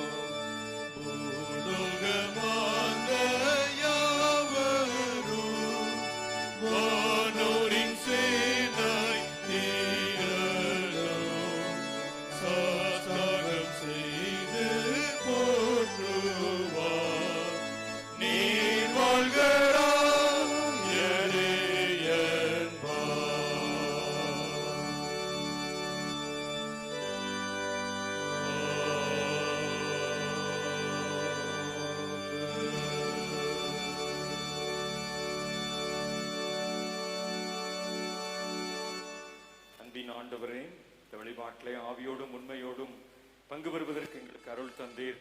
உம்முடைய வார்த்தைகளை கேட்டு உம்முடைய சாக்கிரமத்திலே நாங்கள் எங்களை மறு அர்ப்பணம் செய்திருக்கின்றோம்.